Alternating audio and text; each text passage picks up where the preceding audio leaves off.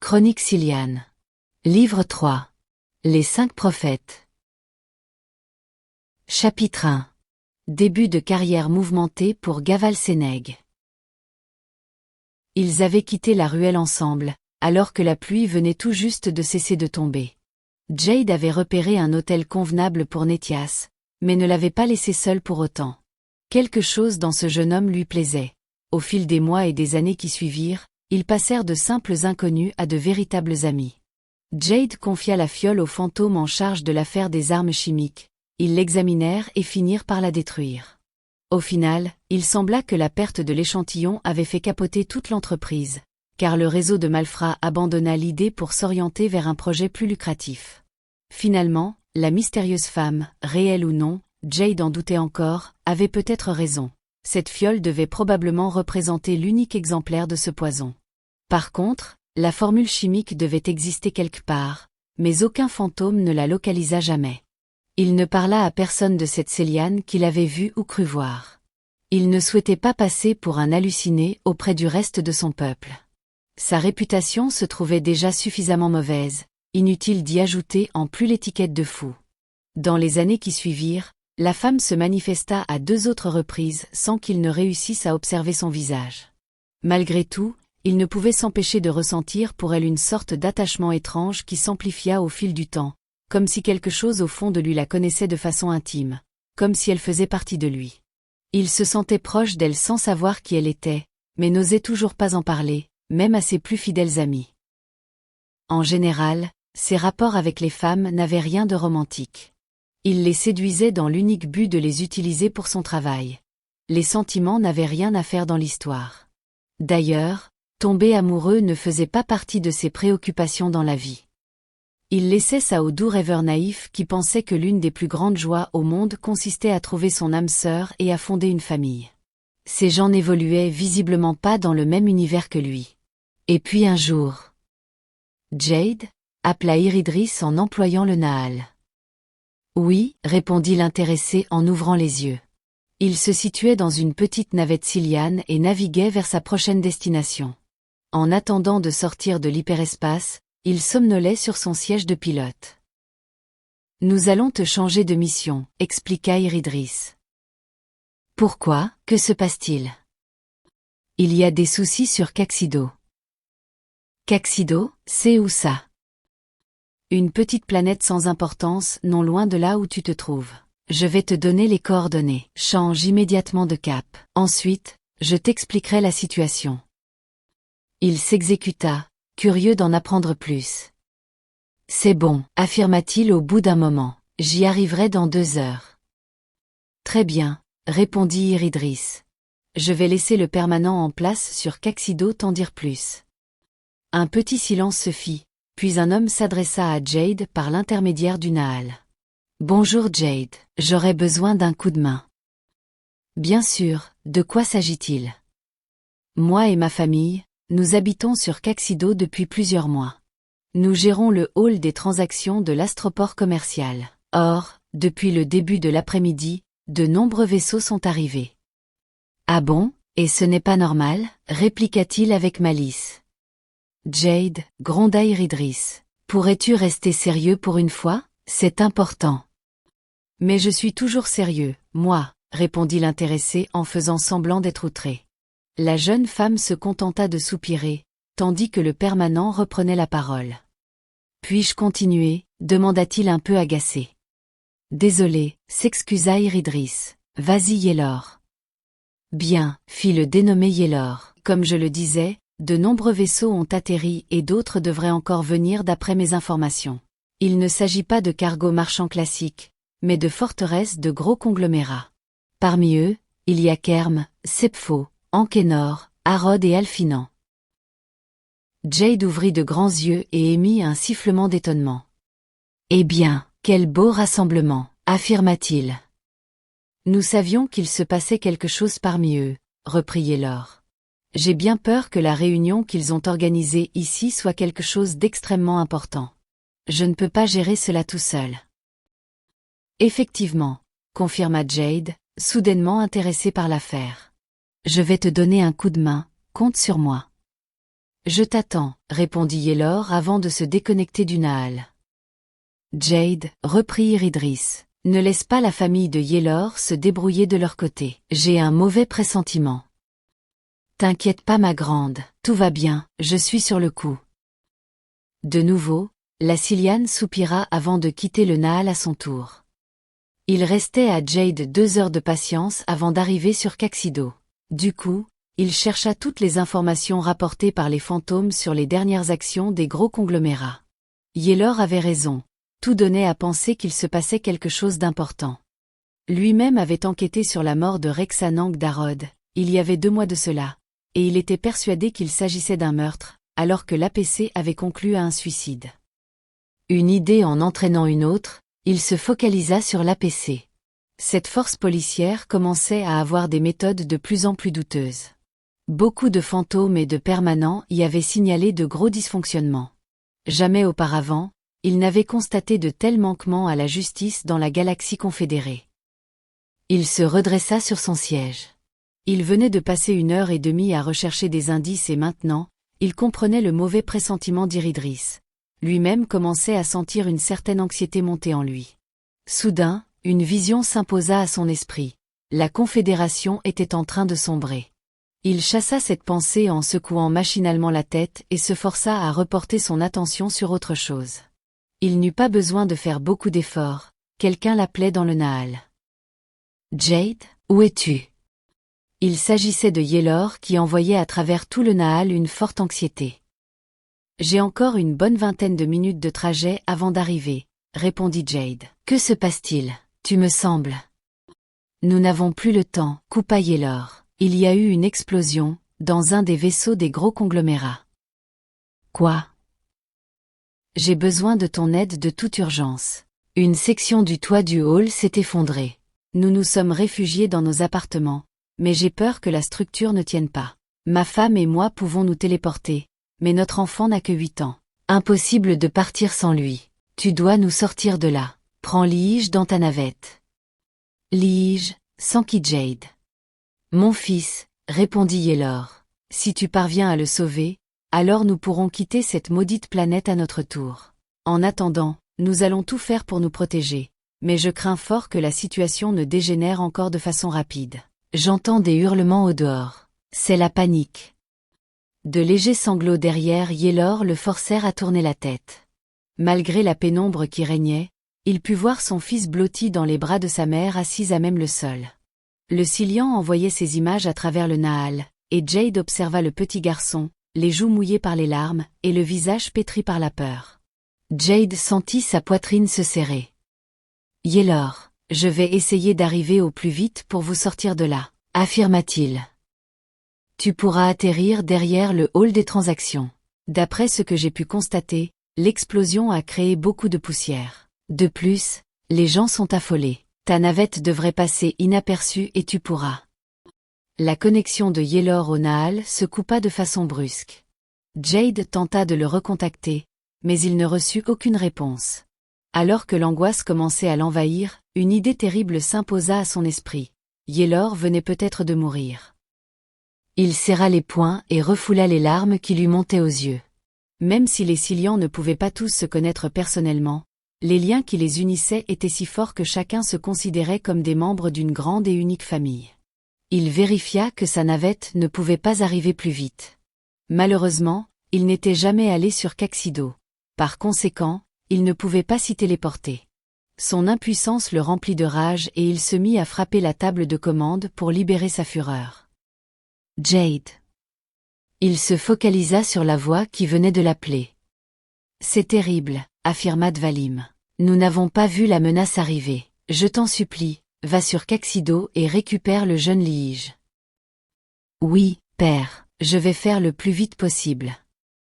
Il dut encore attendre près d'1 quart d'heure avant d'atteindre l'orbite de la planète orangée. Il n'hésita pas et plongea dans l'atmosphère en se dirigeant directement vers le hall des transactions, sans prendre aucune des précautions habituelles. Arrivé à moins de 100 mètres d'altitude, il constata à quel point le chaos régnait ici. Des vaisseaux gisaient dans l'astroport, éventrés, laissant échapper des flammes et de la fumée noire et dense.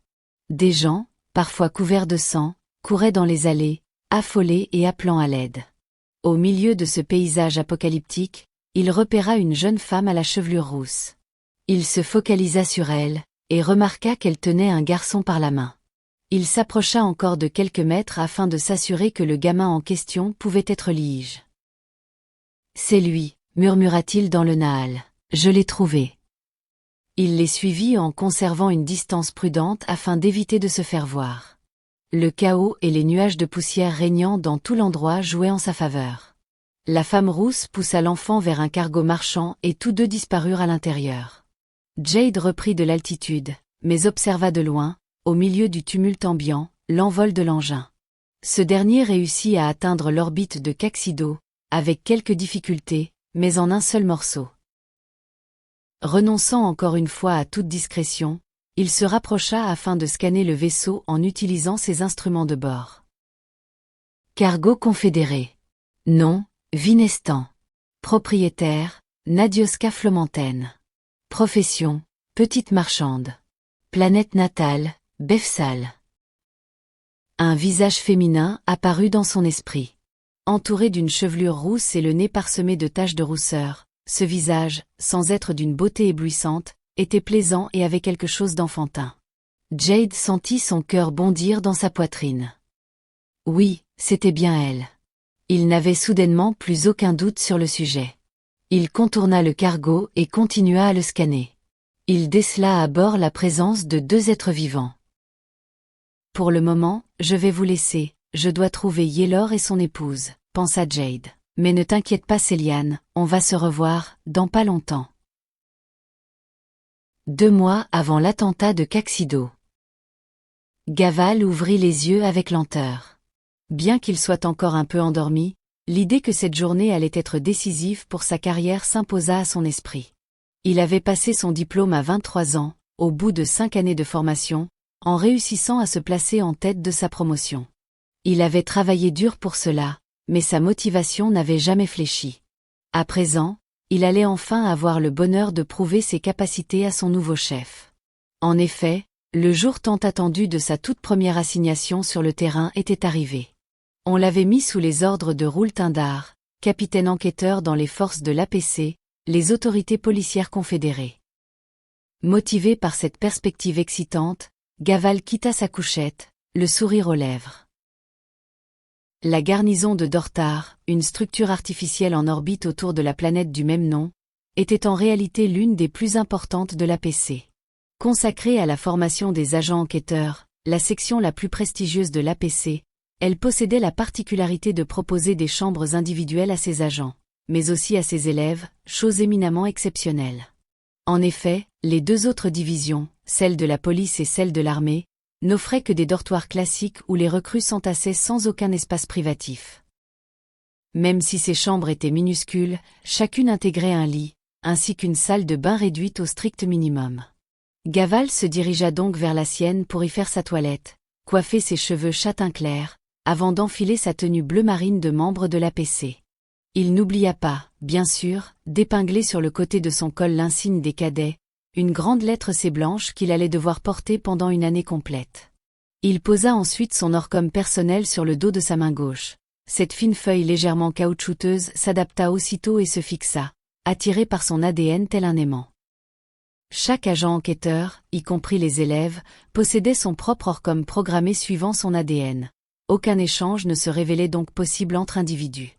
Cet objet bourré de nanotechnologie permettait à son propriétaire de communiquer avec ses collègues, mais également de se connecter au réseau d'information publique, le RIC, et à celui privé de l'APC.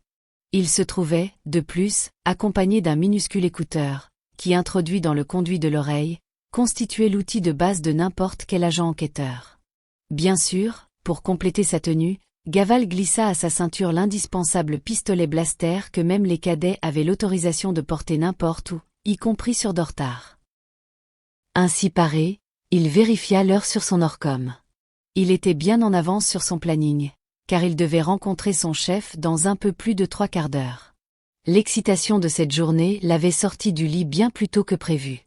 Il ne pouvait pas se présenter avec autant d'avance, il prit donc la décision d'utiliser ce temps supplémentaire au mieux. Il avait appris au cours de sa formation qu'un agent enquêteur bien informé se révélait beaucoup plus efficace dans son travail. Et comme il avait l'intention de grimper rapidement les échelons de la hiérarchie, il choisit de mettre dès à présent tous les atouts de son côté. Il se connecta au RIC grâce à son Orcom qu'il bascula en mode audio-vidéo. Un écran apparut sur le rectangle noir et commença à diffuser les images qui illustraient le son qu'il recevait dans son oreillette. Comme d'habitude, cela concernait avant tout la situation politique au sein de la Confédération. Un sénateur accusait le grand chancelier de faiblesse dans sa lutte contre la confrérie des pirates. Un autre se plaignait du taux des taxes imposées par le gouvernement central, précisant que cela entravait de façon importante le développement économique de sa planète. Un troisième fustigeait l'APC, expliquant qu'à cause de leur lenteur bureaucratique, la criminalité avait grimpé en flèche depuis quelques mois. Malgré tout, au bout d'un certain temps, une information particulière attira son attention. Le dirigeant du conglomérat de Sepfo ainsi que celui de Rangel avaient été démis de leurs fonctions de manière brutale et remplacés au pied levé par deux personnes quasiment inconnues au sein de leur organisation. Aucun éclaircissement n'avait été apporté quant à la raison de ces brusques remplacements. Étonné, Gaval fronça les sourcils. Le terme gros conglomérat servait à désigner les plus importants groupements de la guilde des marchands. Ils récupéraient les contrats les plus juteux, bataillaient entre eux pour obtenir les accords les plus lucratifs en ne laissant derrière eux que des miettes sur lesquelles vivaient une myriade de petits marchands. Chacune de ces sociétés était si riche et si puissante qu'elle possédait littéralement une planète entière, utilisée comme quartier général en abritant une milice privée tout aussi efficace et bien équipée que l'APC elle-même. Un gargouillis au niveau de son estomac tira brusquement Gaval de sa réflexion. Il n'avait pas encore mangé et un début de faim commençait à se faire sentir. Il ne s'imaginait pas avoir le ventre qui réclame pendant son tout premier entretien. Mieux valait donc se rendre au réfectoire de la garnison pour grignoter quelque chose sur le pouce. Il sortit de sa chambre et traversa les différents couloirs blancs et rectilignes qui le séparaient de sa destination. En chemin, il croisa d'autres cadets comme lui et salua quelques supérieurs. Arrivé devant la porte sas de la salle commune, il posa une main sur le capteur. Ce dernier scanna rapidement sa paume afin de vérifier son accréditation, puis ouvrit pour lui permettre d'entrer. De nombreuses tables rectangulaires accompagnées de leurs chaises offraient la possibilité d'accueillir l'ensemble de la garnison de Dortar au sein de cette immense salle. Si la plupart du temps, elle était utilisée comme cantine, parfois elle servait également lors de réunions exceptionnelles. Un buffet impressionnant était disposé contre tout le côté droit du mur et proposait une variété importante de nourriture. Gaval s'en approcha et choisit de prendre un thé chaud ainsi qu'un simple fruit. Il s'agissait, selon lui, d'un menu suffisant pour lui caler l'estomac en cette matinée spéciale, car même s'il commençait à avoir faim, il sentait aussi que l'anxiété de cette première journée ne lui permettrait pas d'avaler plus de choses. Il alla ensuite s'installer à une table libre non loin, perdu dans ses pensées, et tentant d'imaginer comment sa rencontre avec son capitaine allait se dérouler. Il venait à peine de tremper ses lèvres dans sa boisson chaude que quelqu'un se planta devant lui. Ce n'était autre que Vidal, un camarade de promotion. Ce jeune homme avait un visage jovial et une allure très décontractée, voire trop, du moins suivant le point de vue de ses instructeurs. Il tenait un plateau qu'il avait rempli de nourriture bien au-delà du raisonnable. C'est en tout cas ce que Gaval conclut après y avoir jeté un rapide coup d'œil. Malgré ce festin potentiel qui s'offrait à lui, Vidal semblait plus enclin à parler qu'à s'attabler pour manger. Il regarda à droite et à gauche, puis se pencha vers son ami avec l'attitude typique d'un comploteur s'apprêtant à discuter d'un plan secret avec un complice. « Tu es au courant ?» lui demanda-t-il. « Au courant de quoi ?» répliqua Gaval autant intrigué qu'agacé par le comportement de son camarade. « Des dernières rumeurs » fit Vidal en jetant un nouveau coup d'œil aux alentours. Gaval l'observa pendant un instant. Il avait d'autres choses en tête en ce début de journée, et il hésitait entre essayer d'en savoir plus dans le but principal de satisfaire son compagnon ou bien lui expliquer qu'il n'avait pas le temps de l'écouter. Malgré tout, même si Vidal manquait souvent de jugeote, il possédait l'étrange capacité de toujours laisser traîner ses oreilles au bon endroit afin d'apprendre quelques informations qui pouvaient dans certains cas se révéler très importantes. C'est d'ailleurs grâce à ce don particulier qu'il avait réussi ses examens et pas pour ses quelques qualités techniques ou de réflexion. Finalement poussé par la curiosité, Gaval le questionna au sujet de son petit secret. « C'est quoi ces dernières rumeurs ?» Ravi de pouvoir en parler, Vidal s'assit en face de son camarade de promotion et se pencha légèrement vers lui pour murmurer. C'est au sujet des gros conglomérats. Il prépare quelque chose, affirma-t-il en ponctuant sa phrase d'un hochement de tête appuyé. Gaval haussa les sourcils en guise d'étonnement. Même si les gros conglomérats avaient la réputation de se révéler avides, malgré tout, ils s'occupaient principalement de commercer entre les différentes planètes de la Confédération. À part essayer de contourner les lois pour obtenir des contrats encore plus rémunérateurs, ils n'employaient que peu de leur temps à autre chose. Ils ne participaient pas aux discussions politiques, du moins pas de façon ouverte. Bien sûr, il y avait toujours quelques rumeurs au sujet de parlementaires soudoyés, mais cela n'avait jamais abouti à un quelconque procès. Pourtant, entre l'information entendue tout à l'heure et l'affirmation de son compagnon, Gaval devait avouer qu'il y avait peut-être anguille sous roche. « C'est quoi exactement quelque chose qu'il prépare » répliqua-t-il intrigué. Mais Vidal n'eut pas l'occasion de lui répondre. Un cadet s'était approché de leur table sans que les deux amis ne le remarquent. « Cadet Vidal » demanda-t-il en se plantant non loin de l'intéressé. « Oui c'est moi », hésita Vidal déstabilisé de ne pas l'avoir vu arriver. « Le capitaine Buckrich vous attend dans son bureau. »« Hein ? Mais pourquoi ?» L'autre répondit par un simple haussement d'épaule indiquant qu'il en ignorait la raison et que, même à la rigueur, il n'en avait rien à faire. « Par contre, il vous attend maintenant », ajouta-t-il après avoir regardé du côté du monceau de nourriture. Vidal s'exécuta avec regret et se leva pour suivre le messager. De nouveau seul à sa table, Gaval réfléchit. Il y avait de quoi se poser quelques questions entre ce qu'il avait entendu avant de venir manger et les rumeurs de son ami. Il continua son frugal petit déjeuner, tout en énumérant les différentes options restant à sa disposition pour en savoir plus, car l'affaire commençait à l'intriguer. Il sentait que sa curiosité avait été piquée, et que son désir de connaître la vérité avait refait surface. C'est ce même désir qui l'avait poussé à devenir agent enquêteur, ce besoin de résoudre des énigmes, de découvrir ce qui demeurait caché aux yeux de la plupart. Un léger frisson de plaisir monta en lui. Il devait en apprendre plus. Il avait déjà écouté les informations, il ne restait plus qu'une seule chose à faire. Réclamer un rapport audio en interrogeant la base de données interne de l'APC et en filtrant sur les résultats les plus récents. Cela posait malgré tout un petit problème. Chacun de ces rapports était enregistré et accompagné du nom du demandeur dans l'unique but d'éviter certains abus. Un gradé pouvait donc tomber dessus et se questionner sur le fait qu'il s'agissait d'un cadet qu'il avait commandé. Le risque d'ennui demeurait faible, mais il ne se révélait pas nul. Il hésita. Franchement, le jeu en valait-il la chandelle pour son tout premier jour de travail ? S'il y avait des soucis avec les gros conglomérats, des agents expérimentés devaient déjà enquêter sur le sujet. Et pourtant l'envie d'en savoir plus le titillait horriblement. Tout en terminant son thé, il se dit qu'il n'avait pas choisi l'option agent enquêteur de l'APC pour rien. Il céda donc à son idée première et à sa volonté d'en apprendre plus sur tout ce qui pouvait se révéler bizarre. Il tapota sur son Orcom pour réclamer un rapport sur les activités récentes des gros conglomérats marchands auprès de la base de données interne de l'APC. Il savait qu'il n'obtiendrait les résultats que dans plusieurs minutes, donc il se leva pour quitter le réfectoire. Ce faisant, il jeta un œil machinal au plateau-repas de Vidal. De nombreuses victuailles demeuraient dessus, mais il n'était pas évident que le cadet ait le temps de revenir les manger avant de prendre son service. Tout agent devait laisser la cantine propre. Cela signifiait aller mettre ses restes dans la poubelle prévue à cet effet, et déposer le plateau usagé sur la pile des salles. Vidal aurait dû le faire, mais il était parti de façon impromptue. Gaval fit une légère grimace. Un strict respect du règlement se révélait indispensable dans une organisation comme l'APC.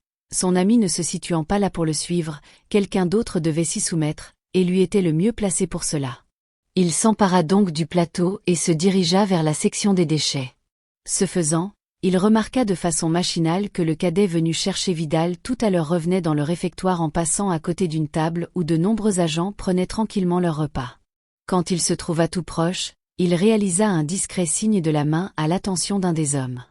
Ce signe qu'on apprenait assez tôt dans les cours d'instruction de l'APC, signifiait tout se passe comme prévu.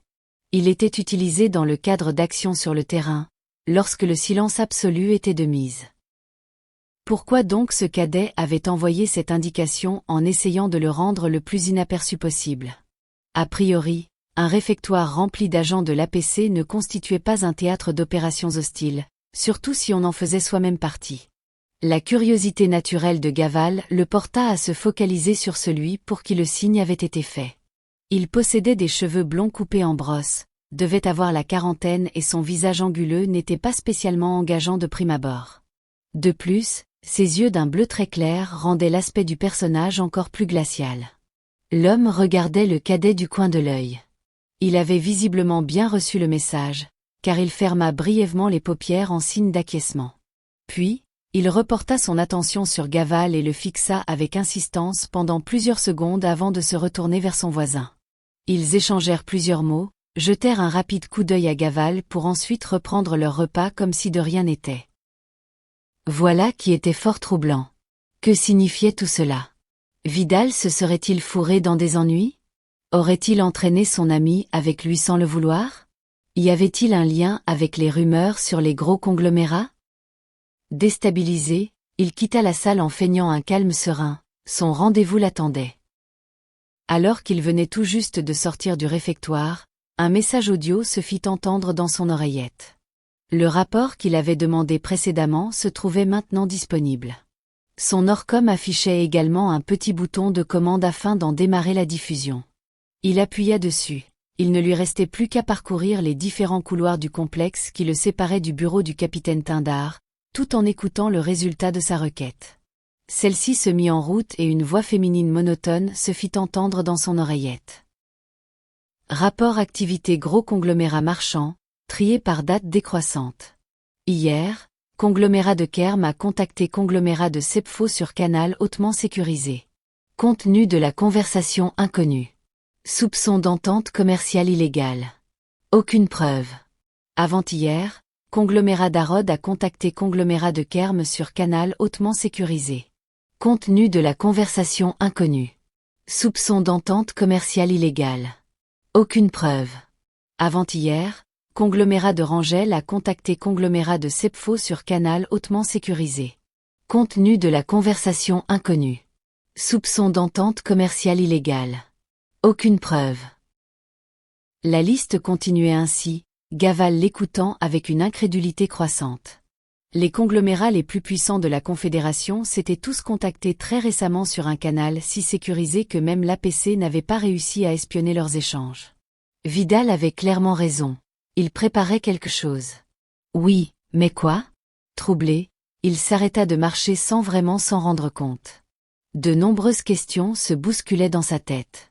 Qu'avait bien pu être le contenu de ces conversations? Un simple moyen de se faire plus d'argent? Peu probable. Au bout de quelques secondes, une nouvelle pensée s'imposa à son esprit. Si cette affaire s'avérait réellement sérieuse, alors un haut responsable de l'APC devait déjà avoir commencé à enquêter. Il n'y avait aucun doute sur le sujet. Qui était-il au juste pour s'inquiéter de cette histoire? Franchement, un simple cadet avait d'autres choses à s'occuper, comme par exemple arriver à l'heure pour son premier rendez-vous avec son supérieur. Il regarda son Orcom. Pourquoi s'était-il arrêté comme ça en plein milieu d'un couloir? Mais quel idiot! Il s'était levé tôt, mais il n'avait pas cessé de gaspiller du temps. Maintenant, il allait probablement rater l'heure de son entretien, ce que son capitaine n'allait pas du tout apprécier. Il se mit donc de nouveau en route, cette fois en accélérant le pas. Il arriva quelques minutes plus tard devant le sas du bureau de son supérieur, vérifia rapidement que son uniforme était impeccable, puis jeta un œil sur son Orcom. Il avait moins de 2 minutes de retard, cela devrait passer. Rassuré, il posa la main sur le capteur de l'entrée. Aussitôt la porte s'ouvrit sans effectuer l'habituel contrôle d'identité. Étonné, il resta immobile sur le seuil se demandant s'il devait ou non pénétrer dans la pièce. Dans le doute, il regarda à droite et à gauche dans l'espoir d'apercevoir son capitaine quelque part. Le bureau de Tindar n'était en réalité qu'un simple espace rectangulaire, dont le centre se trouvait occupé par une table de travail grise accompagnée d'une chaise de basse qualité au dossier éprouvé par le temps. Sur cette table, de nombreux papiers éparpillés en pagaille donnaient l'impression que quelqu'un avait fouillé à la hâte sans prendre la peine de ranger ensuite. Contre le mur gauche, un comptoir assez réduit et possédant la même couleur que le reste des meubles, ainsi qu'une minuscule cuisine, permettait sans aucun doute au gradé de manger rapidement sans avoir besoin de se rendre au réfectoire. D'ailleurs, on pouvait remarquer un verre de jus de fruits et une assiette où subsistaient encore divers aliments. Toujours sans entrée, il appela d'une voix hésitante. « Capitaine Tindar ? Cadet Gaval Sénègue. Nous avions notre tout premier entretien ce matin. » C'est alors que, tout en terminant sa phrase, il nota quelque chose qu'il n'avait pas vu au premier abord. Presque totalement caché par le bas du comptoir, on pouvait apercevoir les pieds de quelqu'un couché à même le sol. Sans plus d'hésitation, il entra et se précipita dans cette direction. Un homme au visage ridé gisait dans une mare de sang, une plaie au niveau du cou. Pour le cadet, aucun doute possible, il s'agissait de Roul Tindar. Dans un premier temps perturbé, il se demanda ce qu'un agent de l'APC aguerri ferait dans de telles circonstances, mais devant l'urgence de la situation, il prit une rapide décision. La première chose à faire, s'assurer que la personne à terre soit encore vivante. Il s'agenouilla près du gradé et posa 2 doigts sur son cou au niveau de l'artère. Le visage de l'homme était livide, mais on pouvait sentir un pouls extrêmement faible. Partiellement rasséréné, mais toujours conscient que chaque seconde comptait, il s'apprêta à appeler des secours grâce à son Orcom, mais s'interrompit en voyant les yeux de Tindar s'ouvrir lentement et son regard se tourner vers lui. « Capitaine » s'exclama le cadet en suspendant son geste. « Ne vous inquiétez pas, de l'aide va venir, on va s'occuper de vous. Tenez bon. » Infiltré, murmura l'homme très faiblement, de Kerm. Gal 393-440. Semblant à bout de force, il essaya de continuer à parler, bougeant légèrement les lèvres, mais sans émettre le moindre son. Puis ses yeux devinrent vitreux et Gaval comprit qu'il n'aurait jamais l'occasion de travailler pour Roul Tindar. De nouveau, il vérifia son pouls par acquis de conscience, mais le résultat ne fit que confirmer sa conclusion. Il n'y avait malheureusement plus rien à faire. Le cadet eut un moment d'hésitation, perturbé par cette situation totalement inattendue. Alors que les derniers mots de Tindar résonnaient encore dans son esprit, ses 5 années de formation d'agent enquêteur prirent rapidement le relais. Kerm était l'un des gros conglomérats qui avaient émis des conversations secrètes. Cela avait-il un rapport quelconque avec le meurtre de son capitaine? Gaval était le premier arrivé sur la scène du crime, des indices se trouvaient peut-être là, à sa portée, car une simple suspicion d'agents infiltrés, ce n'était pas suffisant, il fallait plus d'éléments. C'est alors qu'il remarqua que l'Orcom de Tindar était activé. Pourquoi n'y avait-il pas fait attention jusqu'à maintenant?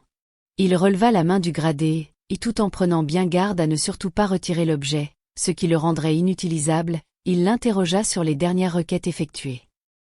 Il cria victoire intérieurement quand il repéra un rapport demandé sur différents conglomérats, dont l'un des plus gros et des plus puissants, celui de Kerm. Tindar enquêtait donc sur eux et avait trouvé quelque chose d'important, voire peut-être même de trop important, ce qui lui avait coûté la vie. Alors que Gaval avait commencé à lire les premières lignes de ce rapport, l'Orcom, qui avait maintenant décelé la mort de son porteur, s'arrêta net, laissant un sentiment de frustration chez le jeune cadet. « Zut !» s'exclama-t-il en se forçant bizarrement à rester poli malgré le fort mécontentement qui s'était emparé de lui. À présent et vu les circonstances, il n'avait plus qu'à signaler la situation à des personnes plus compétentes que lui. Il s'éloigna légèrement et activa son propre Orcom. « Orcom, dit-il, appel urgent à la sécurité interne de la garnison. » « Appel en cours, répondit la voix artificielle de l'appareil avant d'enchaîner très rapidement. « Vous êtes en ligne avec la sécurité interne. » « Sécurité, fit une voix d'homme blasé. J'écoute. »« Je suis le cadet Gaval Sénègue actuellement dans le bureau du capitaine Roul Tindar. Il est à terre. Il vient d'être agressé. » « Agressé ?» s'étonna l'homme. « Dans son bureau ?»« Oui, il est à terre, probablement mort. »« Au mort ?» continua l'homme stupéfait plus habitué à être appelé pour de simples petites rixes entre cadets. « J'envoie une équipe immédiatement. Restez sur place, » ordonna-t-il en se reprenant. La communication s'arrêta net, il n'y avait plus qu'à attendre l'arrivée de l'équipe de sécurité. Il soupira tout en s'adossant au comptoir. Voilà un début de carrière qui s'annonçait sacrément mal. Dommage qu'il ait été en retard de quelques minutes seulement. Qui sait ce qu'il se serait passé s'il s'était présenté à l'heure, voire même un peu en avance. Quelle poisse! Il aurait peut-être pu sauver son capitaine. Il en était là de ses réflexions, lorsque des bruits de pas de course se firent entendre dans le couloir. Un homme, aux cheveux blonds coupés en brosse et au visage anguleux, apparut dans le cadre du sas resté ouvert. Gaval le reconnut aussitôt. Il s'agissait de l'agent qu'il avait remarqué au réfectoire. Déstabilisé, il se redressa tout en observant le type avec curiosité. Ce dernier, par contre, semblait totalement sûr de lui et ne montrait aucune émotion particulière. « Sécurité », affirma-t-il d'une voix forte. « Vous avez signalé un homicide. » « Oui, c'est exact », répondit le cadet en se disant qu'il avait fait sacrément vite pour venir. Il ne s'était écoulé que quelques secondes entre le moment où il avait appelé et où l'individu était arrivé. Et puis, ne lui avait-on pas expliqué qu'on allait lui envoyer une équipe ? L'homme se tourna pour fermer le sas du bureau. Alors qu'il réalisait ce geste, le regard de Gaval se posa machinalement sur son badge. Le matricule d'un agent de l'APC était inscrit sur ce badge situé sur la manche gauche des uniformes. Sur celui-ci, on pouvait lire GAL 393 440 513. Ce matricule ne lui était pas inconnu. Il l'avait partiellement entendu de la bouche même de Roul Tindar quelques minutes auparavant. Tout devenait clair. L'homme blond qui se tenait à quelques mètres de lui était impliqué dans le meurtre de son capitaine. L'agent ferma le sas sans dire le moindre mot, puis porta sa main droite à son blaster. Bien que tout de même surpris par la tournure des événements, Gaval comprit en une fraction de seconde ce qui allait se passer ensuite. Il allait devoir se battre pour rester en vie. Il plongea derrière le comptoir, de façon quasi inconsciente, afin de se protéger. Aussitôt après, un tir atteint l'endroit où il se trouvait précédemment, en créant un petit cratère noirâtre. Dans la foulée, il s'empara de son arme, prêt à riposter. « Allez, sors de là !» ordonna l'homme sur un ton étrangement froid malgré la situation. « Au lieu de nous combattre, tu ferais mieux de nous rejoindre. » « De vous rejoindre ? De rejoindre qui exactement ? » L'autre ne répondit rien, mais alors qu'il n'était pas possible de le voir, le cadet eut la curieuse impression qu'il souriait. Dans le couloir, de nombreux bruits de pas se faisaient maintenant entendre. Le sas s'ouvrit sur 3 agents arborant les brassards rouges de la sécurité interne. Remarquant l'homme blond tenir quelqu'un en joue, ils prirent tous les 3 leurs blasters et l'un d'entre eux cria « Lâche ton arme !» Contre 3 adversaires, il n'eut pas d'autre choix que de s'exécuter. Il posa délicatement son arme sur le sol avant de lever les mains en l'air. Gaval, qui observait la situation depuis son abri, décida de faire la même chose pour montrer sa bonne volonté. « C'est moi qui vous ai appelé, » dit-il, « et cet individu, c'est le meurtrier du capitaine Tindar. »« C'est ce qu'on verra, » répondit l'un des types de la sécurité en sortant des menottes électromagnétiques pour les refermer autour des poignets de Gaval et de son agresseur. Les 2 prisonniers furent emmenés, entourés par les 3 agents, vers le centre de rétention, une section un peu à part du reste de la garnison. Ils parcoururent de nombreux couloirs sous les yeux stupéfaits des cadets et sous les froncements de sourcils dégradés. Lorsque plusieurs minutes plus tard, ils parvinrent à leur destination, on les sépara pour les mettre dans 2 cellules individuelles avant de verrouiller les sas de l'extérieur, empêchant ainsi toute tentative d'évasion. Quel début de carrière, pensa Gaval en s'affalant sur sa couchette. Il n'avait rien à se reprocher, mais la situation était loin de correspondre à ce qu'il avait espéré pour sa première journée. Jamais, il n'aurait imaginé terminer son premier rendez-vous dans la prison de Dortar avec les menottes au poignet. Au bout de plusieurs minutes d'attente, 2 agents ouvrirent le sas et lui ordonnèrent de se lever et de les suivre. Il obéit, souhaitant qu'on admette enfin son innocence dans cette affaire. On l'emmena dans une salle de réunion, où 3 gradés se trouvaient là.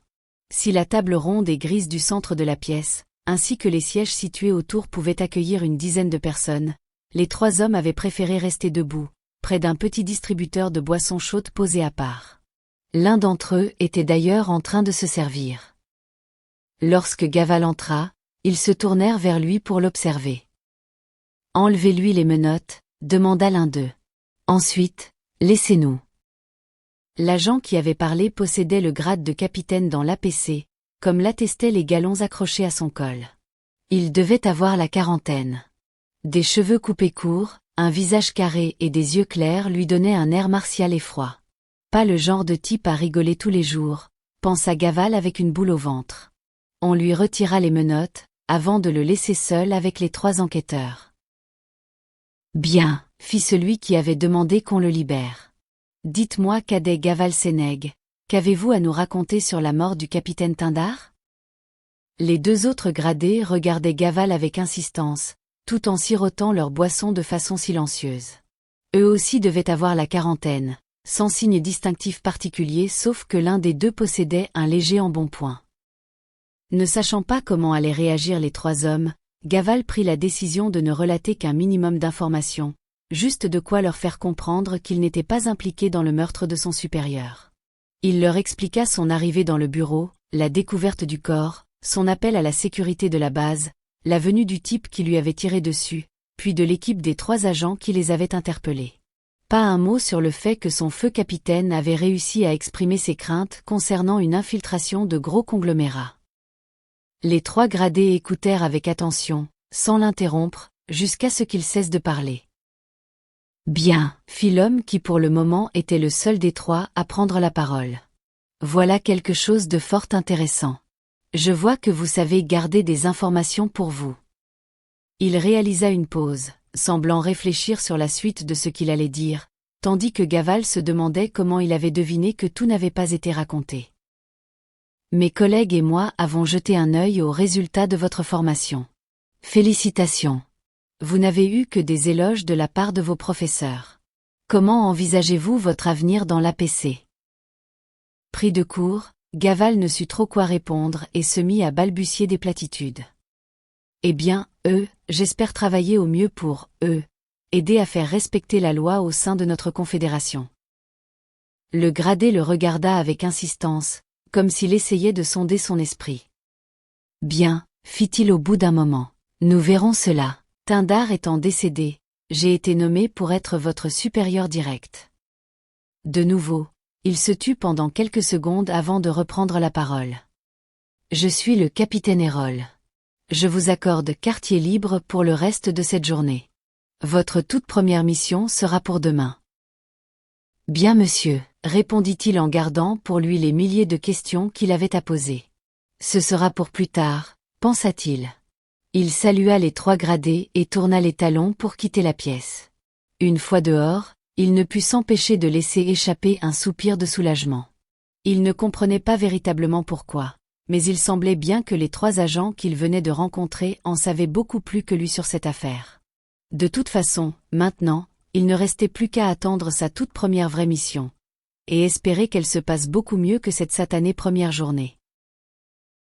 Allongé sur l'herbe, les paupières closes, les mains derrière la tête, Jade rêvassait, un léger sourire dessiné sur son visage. « À quoi tu penses ?» demanda une voix féminine à côté de lui. « À rien, » répondit-il. « Vraiment, alors pourquoi tu souris comme ça ?»« Pour rien. »« T'es sacrément stupide, » affirma la voix sur un ton boudeur. Jade rouvrit les yeux. Dans le ciel bleu au-dessus de lui flottaient quelques nuages blancs portés par une brise agréable. Non loin, Lige et son ami Laureline s'amusaient dans l'eau du lac, s'éclaboussant en riant à gorge déployée. Il s'était passé beaucoup de choses depuis qu'Axido. Il avait retrouvé Nadioska sur une planète proche et l'avait mise en garde contre les dangers qu'elle devrait à présent affronter. La jeune femme avait semblé se méfier de lui et ne pas prendre ses propos au sérieux. En se cachant d'elle, il avait décidé de ne pas la perdre de vue. Il se doutait bien qu'elle ne serait pas capable de se défendre contre les forces qui la traquaient maintenant. Il l'avait retrouvée sur Befsal, sa planète natale, et cette fois, il avait opté pour une protection plus active. Il fallait la mettre en sécurité. Ne pouvant l'emmener sur Syl, Jade s'était naturellement tournée vers son meilleur ami au sein de la Confédération, Netiasop. Ce dernier avait accueilli les fugitifs de manière très chaleureuse, jusqu'à ce que l'APC ne vienne lui réclamer des comptes. Encore une fois, ils avaient dû s'éclipser de façon discrète. Depuis qu'ils avaient élu domicile sur Syl, les Sylians refusaient qu'un étranger à leur race ne pose les pieds sur leur planète secrète. Le danger que cela représentait semblait trop grand à leurs yeux. Pourtant, la vieille légende de la Céliane indiquait qu'un jour, le fils du conseiller demanderait une exception pour une femme et que cette femme serait la célèbre Céliane, un être doué de facultés que même Cillian ne possédait pas.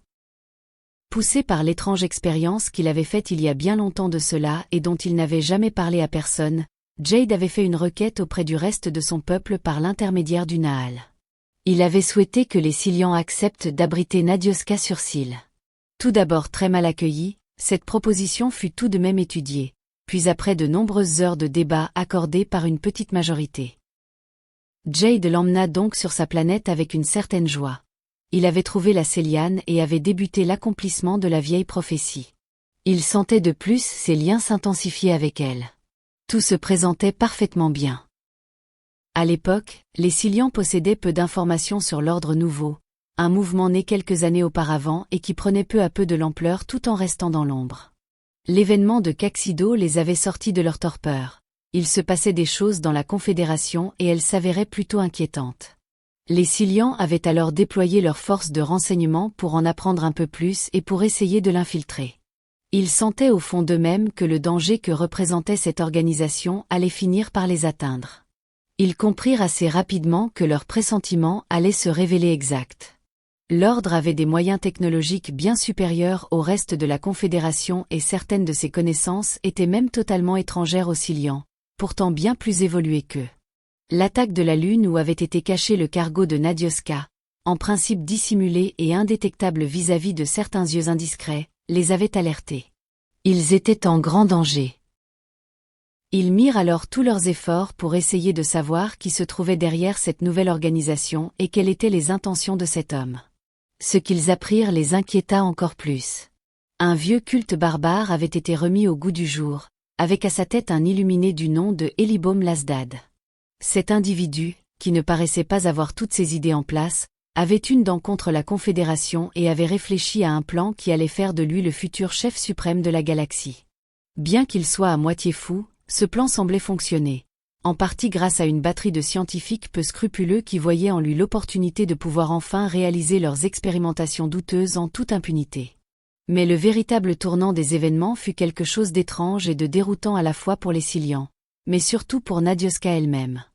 Jade et Iridris capturés par l'Ordre nouveau et ne pouvant s'échapper seuls, la jeune confédérée avait décidé de les secourir. Elle perdit tragiquement la vie lors de cette tentative, touchée par le tir d'un garde ennemi. Ne pouvant rien faire pour elle, Jade, Iridris et Ilan avaient dû l'abandonner pour s'enfuir à bord du Vinestan. Nadioska était bien décédée, oui, mais c'était sans compter sur les ressources technologiques d'Elibom Lasdad. Bien décidé à en savoir plus sur ces gens qui osaient le défier ouvertement, il avait réclamé qu'on la ranime en la passant dans une étrange cuve remplie d'un liquide verdâtre. Cette cuve, issue de l'imagination folle de certains scientifiques de l'Ordre, avait pour but de ramener les morts à la vie. De nombreux essais avaient été effectués avec plus ou moins de succès. Seules 2 personnes effectivement décédées reprirent conscience. Nadioska, mais également Netona le lieutenant d'Elibom, un ancien prêtre du culte. Toutefois, leur retour ne se fit pas sans problème ni sans conséquence. Complètement désorientée, Nadioska affirma à ses amis Cillians qu'elle avait déjà vécu tout cela et que s'il allait bientôt disparaître sous les tirs de l'armada de leur ennemi. Les Cillians ne s'en inquiétèrent pas au début, pensant qu'il ne s'agissait que d'hallucinations dues à son traumatisme, mais les événements qui suivirent confirmèrent ces dires. Les Cillians ne possédaient aucune arme, ils ne trouvèrent donc qu'une solution à leur problème, fuir avant l'attaque. Le grand projet qu'ils mettaient au point depuis des années, loin d'être la réponse idéale, consistait à rejoindre leur galaxie d'origine, nécessitait un vaisseau capable de faire voyager 1 million d'hommes, de femmes et d'enfants. Le Vakniel, leur vaisseau-cité était en cours de construction et ne serait pas complété avant plusieurs années. Malgré tout, ils ne voyaient que ce moyen à leur portée. Ils redoublèrent par conséquent d'efforts et réussirent à en terminer les parties vitales. Le jour où l'armada de l'Ordre nouveau arriva pour l'attaque, les Cillians parvinrent à s'enfuir à bord du Vakniel aux 3/4 finis. Par contre, un événement étrange et inattendu les troubla de façon importante au moment de ce départ précipité. Alors que leur vaisseau ne possédait toujours pas de bouclier, un tir adverse se trouva mystérieusement dévié. Pensant que ce miracle venait de leur Céliane, ils ne se posèrent pas plus de questions. Pourtant, La vérité était tout autre, mais il l'ignorait encore. Suite à cette fuite, les Silians avaient passé de longs mois à bord de leur vaisseau-cité à terminer de le construire, alors que celui-ci quittait la galaxie de la Confédération.